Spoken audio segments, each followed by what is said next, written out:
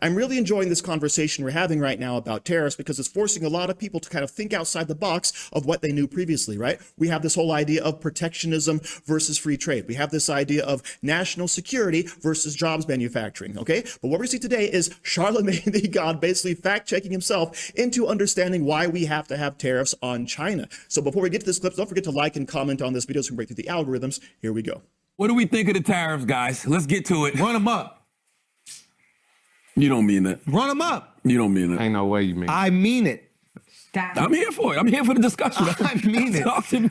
Run it up. Because Trump, because he paused everybody else's tariffs, but China was trying to act tough. But you know why he paused everybody else's tariffs? Art of war. No. Use their books against them. No, because you pause everybody else's tariffs because most everybody else, that impacts the big boys. The big boys probably was like, hey, you fucking with our money. I think he... The Chinese mess with the smaller consumer. I think he paused everybody else's tariffs because they all came to the table. And none of them did reciprocal.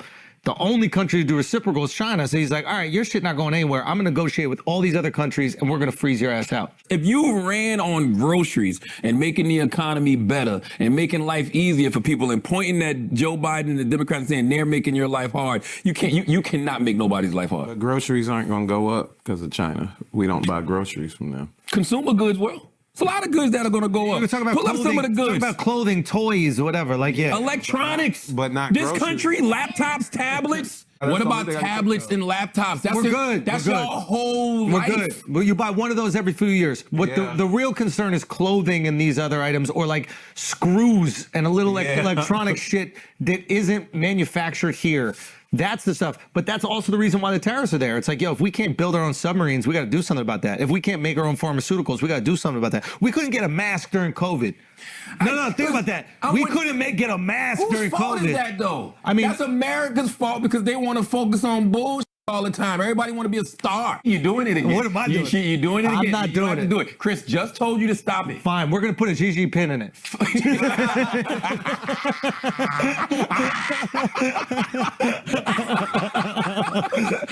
So, come on, Chris, we cooking, bro. We cooking.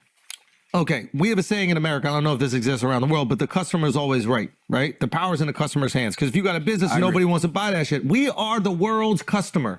We have a $31 trillion consumption habit a year, whatever. 20 trillion of that goes to buying goods from other countries, and we weren't charging them nothing to have access to that wallet. They were charging us. Listen, I would have no problem with the tariffs if we weren't the ones who had to pay for that shit. Well, here's the thing. And I need to know what it is exactly we're paying for before I'm like, okay, this is cool. I think that's a fair question, but I would pose this to you, right? Let's say, for example, we get these tariffs, and people have made a lot of big deal about this. Like, why is there a tariff on Lesotho or whatever? There's an African nation like in the middle of the Atlantic or something. Or the place where they got all the penguins. Exactly. No humans there. Here's why. Because what used to happen was you would make some shit in China, they would send it to Mexico. Mexico would stamp it, made in Mexico, and then there was no tariffs from Mexico to America. So basically what they did is they go, all right, everybody's going to get a baseline 10% tariff so that you can't do that little fugazi and find the arbitrage. So there are certain things that like they don't look like they make sense and they're a lot of fodder for headlines, but in reality, I think they do. I think it's all about getting people at negotiating table. Would you like to know the top U.S. imports from China, guys? Yes. Electronics and tech, so phones and smartphones, computers, laptops, tablets, TVs and monitors, computer components, everything that's in this room, basically. Alex, you might as well shut WTF Media down. Machinery, industrial equipment, electric motors and generators, semiconductor machinery. Yep.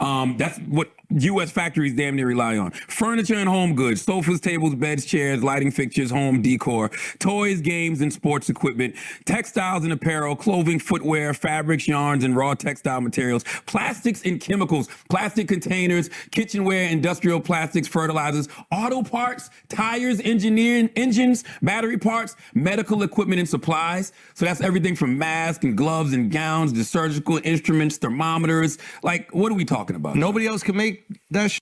Clearly not. If they could, we wouldn't be buying it from China all these motherfucking years. Well, I think,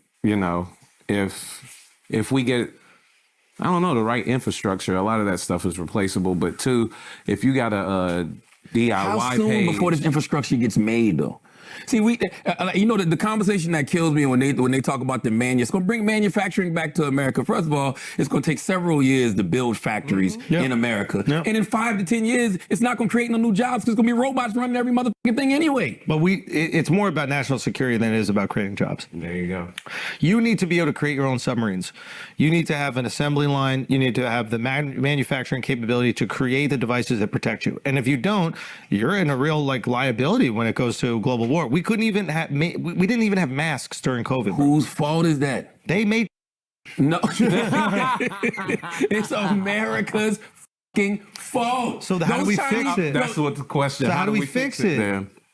We have to incentivize. We got to be more like the Chinese. We should be focused on That's what we're doing. We should be focused on discipline. We should be focused on education. Yes. You know what I'm saying? We should be focused on eating healthy. Yes, and it's really the truth. They tariff us, so we should tariff them back. That's exactly what we should do. So when I'm listening to Charlamagne list off all of those items that are actually made by China and shipped back to us, I'm thinking to myself, holy crap, that's a whole bunch of stuff that we could easily manufacture here in America, okay? And of course, China is also reliant on us for fuel and other products like that, okay? So that's kind of this reciprocal relationship. However, the tariffs are not reciprocal. They have huge tariffs on us. And of course, now they're talking tough, which of course goes back to Schulz's point, okay? The idea that, yeah, Donald Trump is now negotiating with all of these other countries because they came to the table. They want to still do business with America, but China had to act tough. And now guess what? We're going to put all of these tariffs on them. And by the way, all of these things that have been excluded, like the electronic devices, the tablets, etc., okay? Those are things, as is pointed out, are bought every year or 2 or 3, right? People make them last because they are so expensive. You're not out there buying a new one every single year because most people don't have the income for that. And if you are doing that, well, I guess that's something you could actually tighten your belt on, okay? But on top of all of that, this is a national security issue. China is making all of our antibiotics, all of our medications, all of our medical equipment, okay?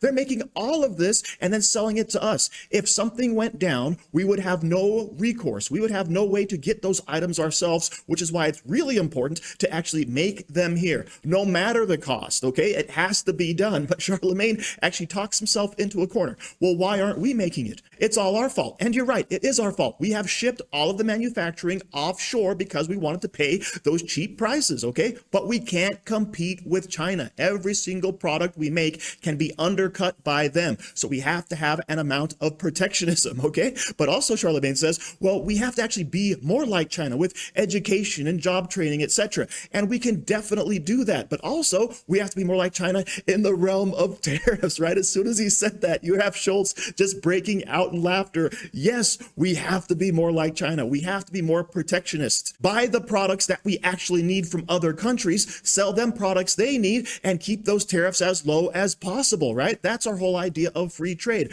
But as far as losing our jobs, losing our national security, losing our safety, that's where the protectionism aspect comes in. But people like Charlamagne, they're just focused on, oh, Donald Trump is bad and raising tariffs is a bad thing, and there's no upside to what Donald Trump is doing. Never mind the fact that we could actually replace income taxes on people making less than $150,000 a year with the money the tariffs could bring in. So to me, this is actually a win-win scenario. We can keep China in check, we can increase our national security, and we can, of course, have more jobs for Americans here in this country, which I guess would be a win-win-win scenario. So thank you very much for watching. Don't forget to like, share, comment, subscribe, and say hi to your mom for me.